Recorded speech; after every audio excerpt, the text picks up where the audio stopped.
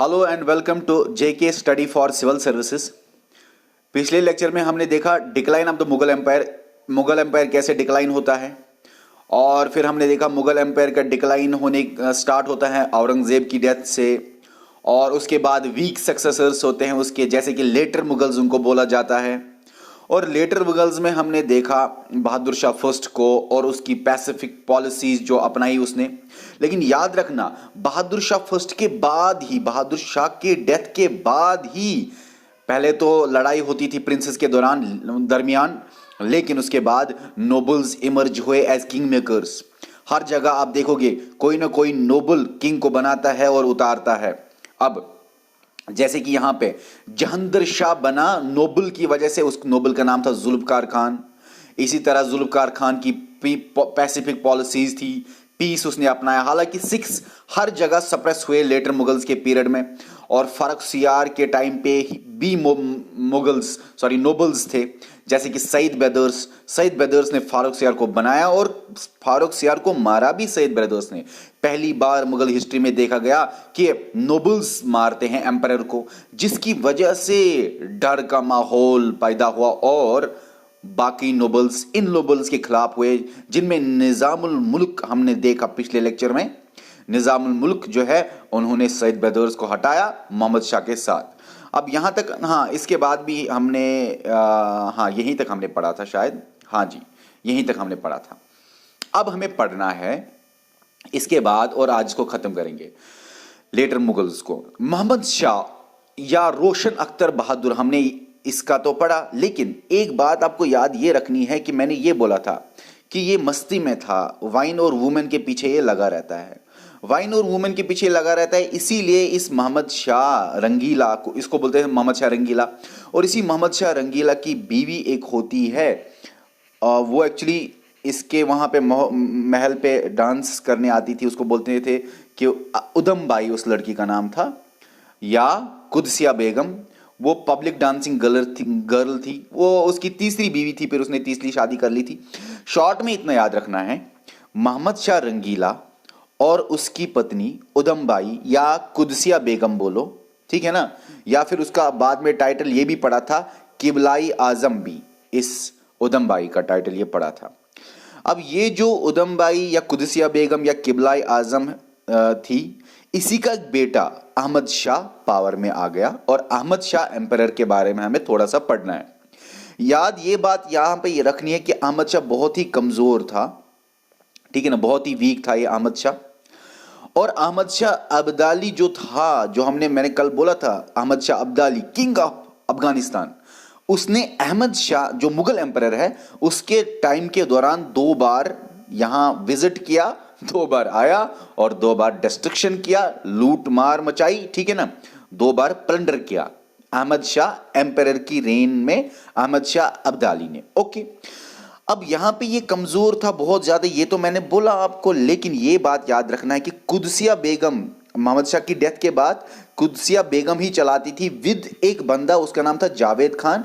बोला जाता है कि कुदसिया बेगम की रिलेशन थी उस जावेद खान के साथ। ओके ओके, सिंपल सी बात यहां पे ये समझो, मोहम्मद शाह, उसकी बीवी कुदसिया बेगम, और उसकी रिलेशन थी बीवी की जावेद खान के साथ। ये 2 मिलके फिर चलाते हैं जब मोहम्मद शाह मर जाते हैं, क्योंकि अहमद शाह जो था वो वीक रूलर था, ठीक है ना, और मोहम्मद शाह रंगीला जो है, ये बीवी जो थी वो थर्ड वाली, वैसे इंपॉर्टेंट नहीं है, लेकिन याद रखना है वो पब्लिक डांसिंग गर्ल थी, इसके महल में वो मतलब डांस करने आती थी। और जो ये अहमद शाह है, इसके टाइम के दौरान अफगानिस्तान का किंग अहमद शाह अब्दाली 2 बार आता है इंडिया और प्लंडर करता है, 1749 में और 1752 में। 1752 में वो जब यहाँ पे प्लंडर करने के लिए आता है, तो अहमद शाह बोलता है कि अहमद शाह अब्दाली बहुत ज़्यादा डिस्ट्रक्शन यहाँ पे करेगा, इसलिए वो डिस्ट्रक्शन को रोकने के लिए अहमद शाह अब्दाली को पंजाब और मुल्तान देता है 1752 के डेट पे। यहाँ पे लिखा है 1752 के डेट पे पंजाब और मुल्तान अफगान्स को मिलता है। लॉस्ट मुगल्स इनको लूज करते हैं टू अफगान्स, ठीक है ना, अफगान्स को मिलता है, अहमद शाह अब्दाली को मिलता है। ओके, अब यहां पे एक नया कैरेक्टर उठता है, उसका नाम है गाजुद्दीन खान या फिरोज जंग थर्ड। 1752 में अहमद शाह के टाइम पे ये बंदा उठता है, गाजिउद्दीन खान या फिरोज जंग थर्ड। एक सेकेंड, जी तो हाँ ये हैंग हो गया था। ओके, गाजिउद्दीन कहाँ पहुंचा था मैं, हाँ 1752 में गाजिउद्दीन खान या फिरोज जंग थर्ड। इसका टाइटल अहमद शाह, इसको टाइटल अहमद शाह ने दिया था इमादुल मुल्क, भी याद रखना, इमादुल मुल्क इसको टाइटल दिया था अहमद शाह ने। फिलहाल इतना याद रखो, एक नया कैरेक्टर उठता है गाजिउद्दीन खान, फिरोज जंग थर्ड या इमादुल मुल्क, उसको अपॉइंट किया जाता है मीर बख्शी। और वो होता कौन है ये गाजिउद्दीन नया कैरेक्टर? ये निजामुल मुल्क का ग्रैंड सन होता है, वही निजामुल मुल्क जिसने हैदराबाद स्टेट फाउंड की थी, जो लेक्चर में मैंने कल बोला था। जो नोबल था, तंग आके वो साउथ में चला गया और हैदराबाद उसको उसने फाउंड किया।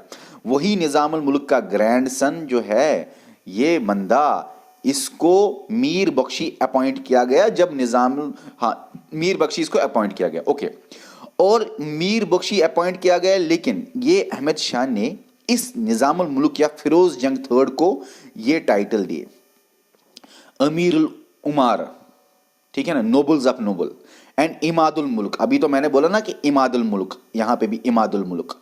अभी मैंने बोला अहमद शाह ने इसको टाइटल दिया फिरोज जंग थर्ड को इमादुल मुल्क, ठीक है ना। और दूसरा टाइटल भी दिया था कौन सा, अमीरुल उमारा, नोबल ऑफ नोबल्स। ओके, अब ये जो फिरोज जंग थर्ड है, ये आपको याद रखना, ये फिरोज जंग थर्ड अहमद शाह को उतारता है उसकी सीट से। फिरोज जंग थर्ड 1754 में, ये जो मीर बख्शी है सदाशिव राव के साथ, जो कि मराठा का हेड था, मराठा को लीड करता था, मतलब कि फिरोज जंग थर्ड मराठा से मिलके सदाशिव राव जिनका हेड था, अहमद शाह को डिपोज करता है, मतलब उसकी सीट से उसको उतारता है और रेज करता है आलमगीर सेकंड को या अजीजुद्दीन। ये आलमगीर सेकंड कौन है, अजीजुद्दीन कौन है? ये जहांदर शाह का सान है। जो जहांदर शाह आपने देखा ऊपर, उसका बेटा है ये जहांदर शाह, एम्परर जो था उसका बेटा था ये। ओके ना, ये वाला जहांदर शाह। ओके, मकसद की बात सिर्फ इतनी है कि जिस एम्परर ने इसको टाइटल भी दिया, इसको मीर बख्शी भी अपॉइंट किया और उसके दो दो टाइटल दे दिए अहमद शाह ने, उसी अहमद शाह को इसने उतारा मराठास के साथ मिलके, और आलमगीर सेकंड, जहांदर शाह का बेटा जिसका दूसरा नाम आलमगीर सेकंड का क्या था, अजीजुद्दीन, उसको रेज किया। और याद रखना, रेज तो किया, बाद में कुछ टाइम के बाद इसको किल भी किया। मतलब इतना समझना है आपको, फिरोज जंग थर्ड ने अहमद शाह को उतारा, आलमगीर सेकंड को चढ़ाया सीट पे, और आलमगीर सेकंड ने इसको फिर वजीर भी बनाया। क्यों? क्योंकि आलमगीर सेकंड तो किंग बना ना, और आलमगीर सेकंड ने इसको वजीर तो बनाया फिरोज जंग थर्ड को, मगर ये फिरोज जंग थर्ड इमर्ज हुआ एज न्यू किंग मेकर। इसने फिर आलमगीर सेकंड को भी मरवाया। आगे आप देखोगे कैसे। आलमगीर सेकंड की ही कहानी है, देखो यहीं पे आप समझ आएगा। आलमगीर सेकंड, जिसका दूसरा नाम अभी मैंने बोला अजीजुद्दीन है, ये इसका टाइम पीरियड है। इसके टाइम के दौरान जून 1757 में बैटल ऑफ प्लासी होता है, जो कि बहुत ही इंपॉर्टेंट है। जून 1757 में बैटल ऑफ प्लासी होता है। ओके, और जो ये इमाद है, अब आप बोलोगे इमाद कौन है? इमाद यही है, ये फिरोज जंग थर्ड या इमाद फिरोज जंग थर्ड, ठीक है ना, मतलब यही फिरोज जंग थर्ड इमाद है। ओके, जो कि वजीर है, जिसने एक को बनाया फिर गिराया फिर उसको मारा। कैसे मारा ये बस समझ आएगा। इस इमाद ने इनवाइट किया मराठास को कि वो दिल्ली आए और ड्राइव करे अफगान्स और रोहिलास और अफगान्स को वो दिल्ली से निकाले। अफगान्स के जैसे ही रोहिलास होते हैं। रोहिलास वो अफगान्स हैं जो माउंटेन्स पे अक्सर रहते हैं, पश्तून्स आप कह सकते हो, पश्तून्स। मतलब कि रोहिलास और अफगान्स को ड्राइव करना था दिल्ली से, तो इमाद कौन है? वजीर है। और किंग कौन है? आलमगीर सेकंड है। इसने बनाया ना वजीर ने आलमगीर सेकंड को। इमाद ने इनवाइट किया मराठास को कि आप इनको निकालो। ये दिखाता है कि मुगल बहुत वीक था, मराठास डिफेंडर बनते हैं मतलब इंडिया के। और मराठास में रघुनाथ राव आता है, वो एक्सपेल करता है नजीब को, पंजाब और लाहौर को ऑक्युपाई करता है। और जो तैमूर शाह था उसको डिपोज करता है, उसको उतारता है पावर से, जो कि सन ऑफ अब्दाली है। अब यहां पे आपको कंफ्यूजन होगा, समझना आपको यहां पे ये बहुत जरूरी है कि ये नजीब कौन था और अहमद शाह अब्दाली। जब अहमद शाह अब्दाली रेड करता था और अहमद शाह अब्दाली ने जब रेड किया तो यहां पे उसने जब ऑक्यूपाई किए कुछ जगहें, जैसे कि पंजाब और मुल्तान देखो ऑक्यूपाई किए, तो अहमद शाह ने क्या किया, अहमद शाह अब्दाली की बात करो, अब्दाली की, अहमद शाह अब्दाली किंग ऑफ अफगानिस्तान, उसने क्या किया, उसने अपने बेटे तैमूर शाह को पंजाब का वाइसराय बनाया, पंजाब का किंग बनाया, ठीक है। और नजीब को रखा, नजीब को उसने रखा मतलब दिल्ली में, पंजाब और लाहौर को मतलब सॉरी नजीब को उसने रखा दिल्ली में, ठीक है ना।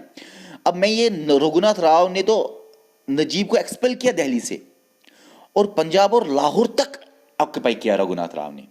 समझना आपको इतना ये है यहां पे कि जो नजीब और जो तैमूर शाह अहमद शाह अब्दाली ने रखे थे, उनको रघुनाथ राव मतलब मराठास का हेड निकालता है और तैमूर को उसकी सीट से डिपोज करता है, उतारता है, जो कि वाइसराय ऑफ पंजाब था। अब ये बात आपको समझनी है, तैमूर वाइसराय ऑफ पंजाब था, लेकिन डॉटर ऑफ आलमगीर सेकंड के साथ तैमूर की शादी हुई थी। फिर से बोलूंगा मैं, ये आलमगीर सेकंड जो है ना, इसकी डॉटर के साथ तैमूर शाह, जो कि अहमद शाह अब्दाली जो रेड करता था, जो रेड करता था अहमद शाह अब्दाली, उसका बेटा तैमूर और मुगल एम्परर आलमगीर सेकंड, उसकी बेटी की शादी हो गई थी।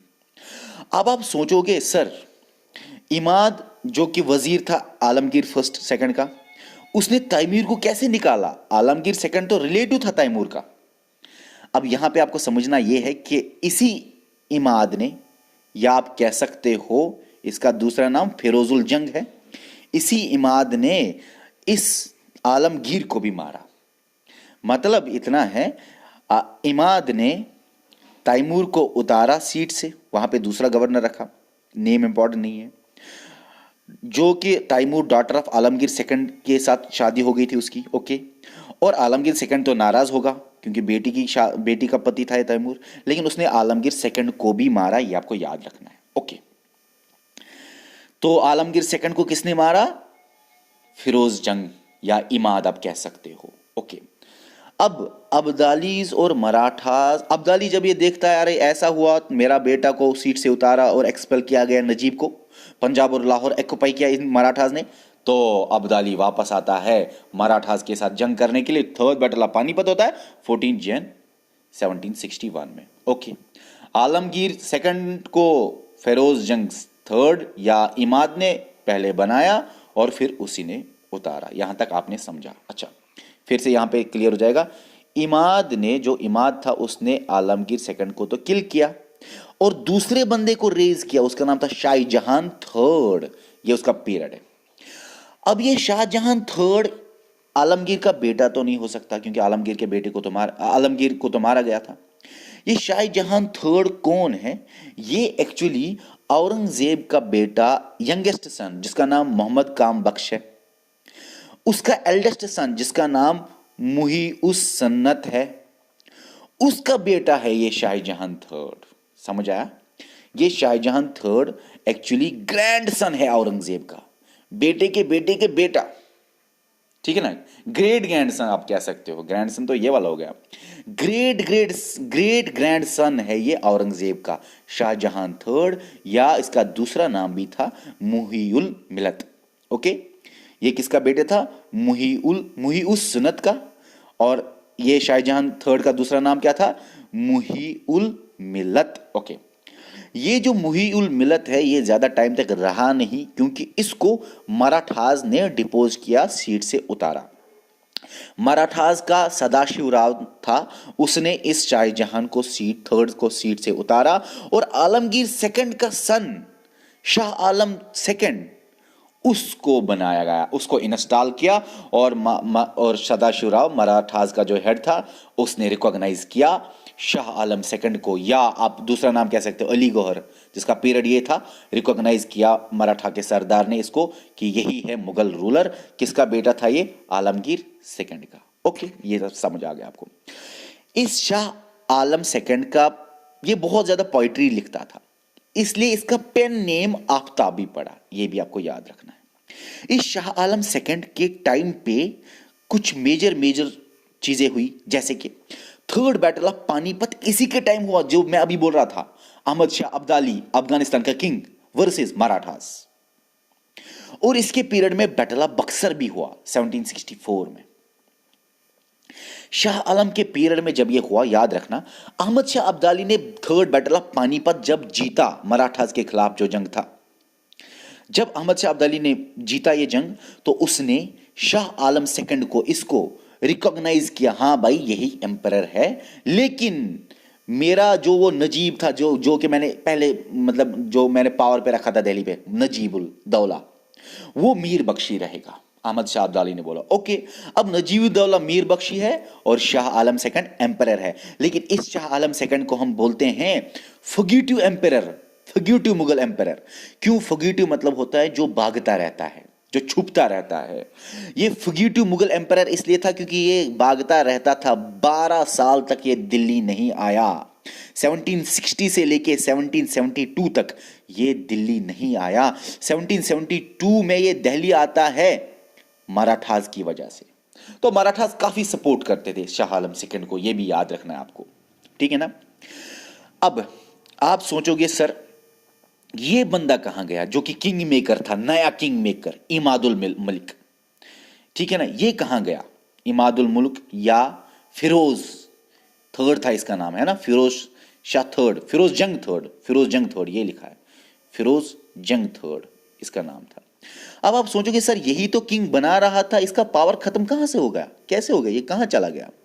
अब इसकी बात यहां पे मैं आपको बताऊं कि ये जो नजीबुद्दौला अहमद शाह अब्दाली ने यहां पे रखा मीर बख्श, यही इस इमादुल मुल्क को कैप्चर करना चाहता है, वो इमादुल मुल्क भाग जाता है बस, ठीक है ना, इमादुल मुल्क का पावर खत्म हो जाता है।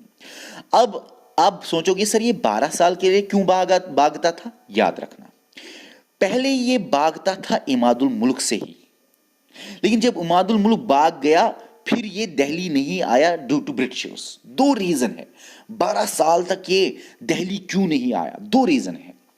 एक तो 1760 से लेके 1772 तक ये दिल्ली क्यों नहीं आया शाह आलम सेकंड जो कि एम्परर था, रीजन था इमादुल मुल्क स्टार्टिंग में 1764 तक बैटल ऑफ बक्सर तक इमादुल मुल्क था रीजन। पता है क्यों? क्योंकि इमादुल मुल्क ने इसके फादर को मारा था और ये इसी का बेटा था और उसको डर लगता था मेरे बाप को मारा इमादुल मुल्क ने, मुझे भी मारेगा। लेकिन इमादुल मुल्क को नजीबुल दौला फिर भगाता है, वो सही है, फिर भी मुगल एम्परर क्यों नहीं आया? लेकिन 1764 में कुछ मसला होता है ना, इसीलिए नहीं आया। देखो 1764 में क्या होता है, यहां पे लिखा है 1764 में, चलो इमादुल जो ये नजीबुल दौला है उसने इमादुल मुल्क को भगाया और शाह आलम सेकंड जो है वो इमादुल मुल्क से डरने नहीं लगा। इमादुल मुल्क तब तक वजीर था, किंग मेकर था वो। चलो उसके बाद 1764 में बैटल ऑफ बक्सर होता है। बैटल ऑफ बक्सर की वजह से जो ये मुगल एम्परर है ना वो दिल्ली ना आ सका। क्यों? देखो बैटल ऑफ बक्सर जब होता है उसकी कहानी थोड़ी सी, वैसे हमें ये पढ़ना है बैटल ऑफ बक्सर और प्लासी अच्छी तरह। शाह आलम सेकंड जो कि एम्परर था, मुगल मीर कासिम ऑफ बंगाल और सुजाउद्दौला ऑफ अवध, सिराजु नहीं सुजाउद्दौला ऑफ अवध, मीर कासिम ऑफ बंगाल और शाह आलम सेकंड जो कि एम्परर था। ये बंगाल का गवर्नर आप कह सकते हो, ये अवध का गवर्नर आप कह सकते हो इसको। जो ये एम्परर और बंगाल और अवध के गवर्नर्स थे, इन्होंने ट्रिपल अलायंस बनाई किसके खिलाफ?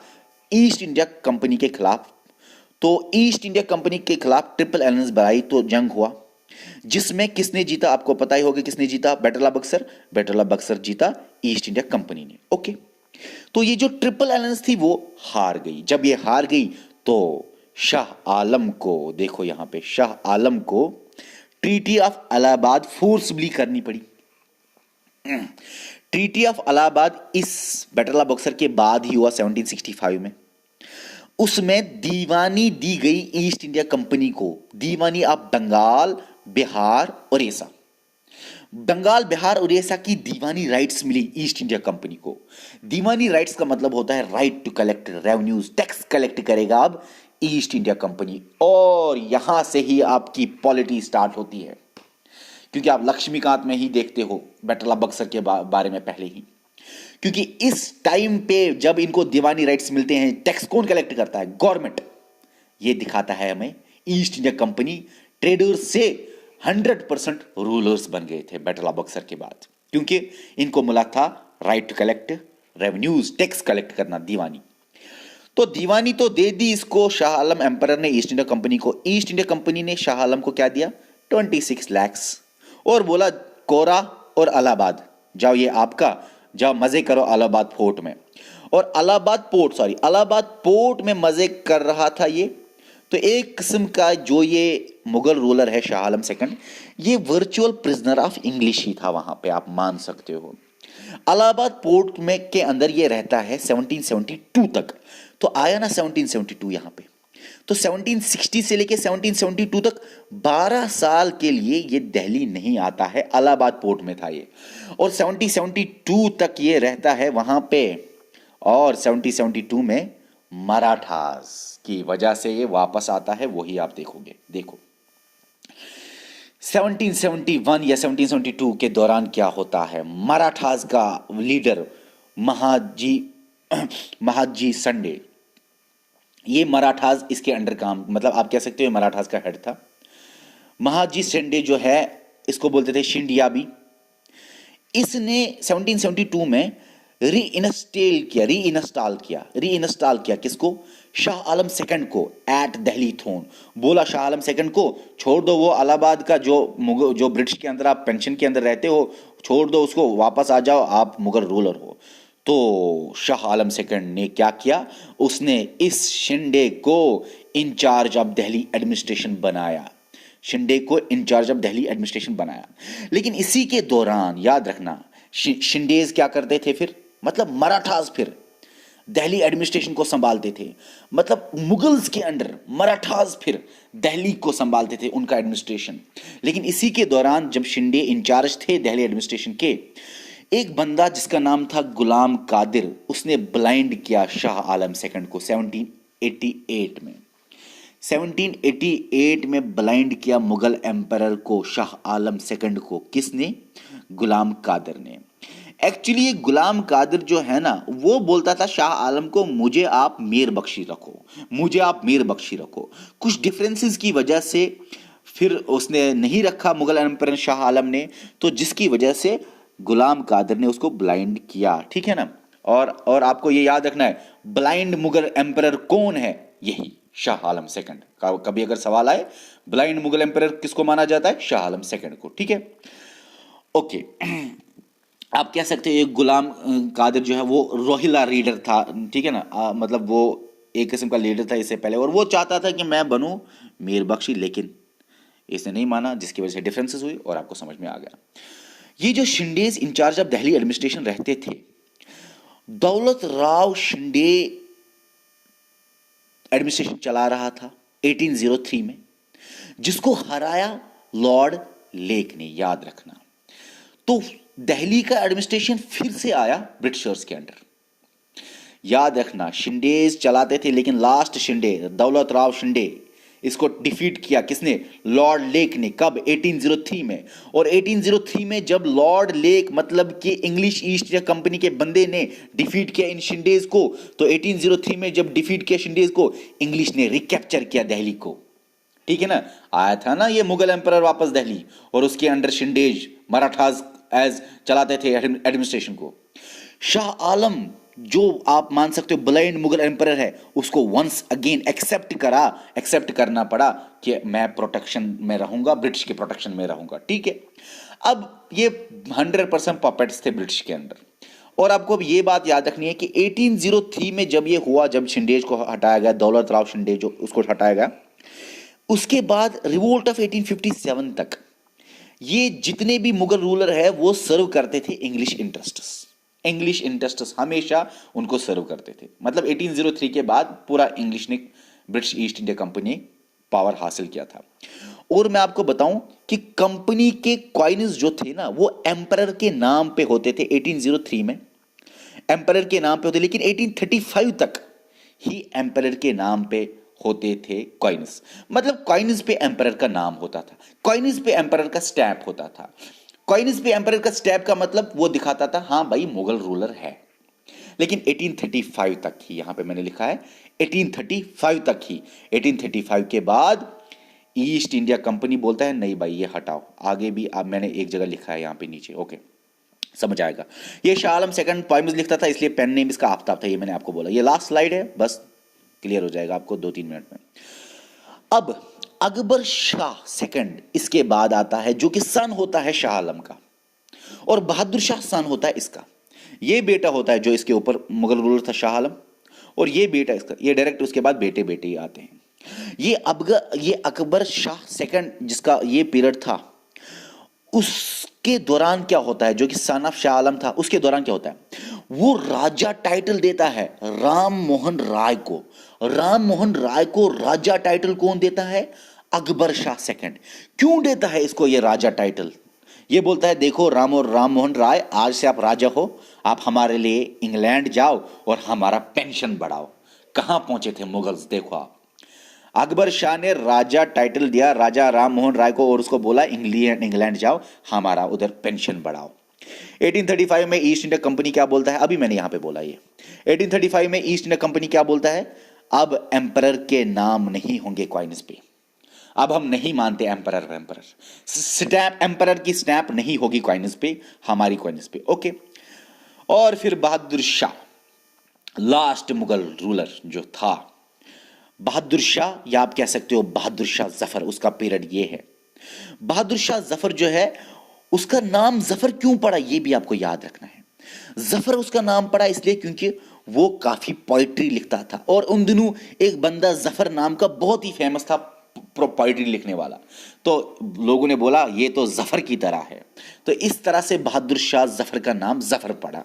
जफर मतलब ये पोइट्री का काफी शौकीन था, और ये मैंने अभी बोला अकबर शाह का बेटा था। इसके दौरान रिवोल्ट ऑफ 1857 होता है। जब ये रिवोल्ट होता है, रिवोल्ट ऑफ 1857, तो जितने भी रिबल्स थे जो कि अंग्रेजों के खिलाफ थे, जो कि सिपाही म्यूटिनी, वो आपको पता होगा, सब आगे हम पढ़ेंगे भी अच्छी तरह। वो एम्परर बोलते हैं कि बहादुर शाह हमारा एम्परर है, बहादुर शाह लीडर है हमारा, ठीक है ना। और ब्रिटिश ने रिवोल्ट ऑफ 1857 को जब रोका, और ब्रिटिश ने कैप्चर किया इसको, बहादुर शाह को, और डिपोर्ट किया, और रंगून डिपोर्ट किया। कहां डिपोर्ट किया, कहां भेजा? रंगून भेजा। और जहां पे ये रंगून में रहते रहते 1862 में मर जाता है बहादुर शाह सेकंड। आप कह सकते हो लास्ट में लीगली ये मुगल्स का एंड कब होता है, इस डेट पे नहीं होता। लीगली मुगल्स का एंड होता है इस डेट पे। किस डेट पे? रिवोल्ट ऑफ 1857 के बाद ही आप कह सकते हो। क्वीन विक्टोरिया डिक्लेरेशन जब आया 1 नवंबर 1858 में, ऑफिशियली लीगली मुगल्स का एंड तभी होता है। मुगल्स का एंड 57 के बाद ही होता है। कब? 1 नवंबर 1858 में, क्वीन विक्टोरिया डिक्लेरेशन के बाद। और ये रहे लेटर मुगल्स। अब हम पढ़ेंगे कल कि डिक्लाइन मुगल्स का होना। अभी हम नहीं पढ़ेंगे कि लेटर मुगल्स कौन थे, अभी हम पढ़ेंगे causes of the decline of the Mughal empire, और इसके बाद हमारा ये चैप्टर 100% कवर हो जाएगा। ये लेटर मुगल्स था। कोई भी क्वेश्चन हो, सवाल पूछ सकते हो आप नीचे कमेंट्स में, आपको जवाब मिलेगा। Okay bye.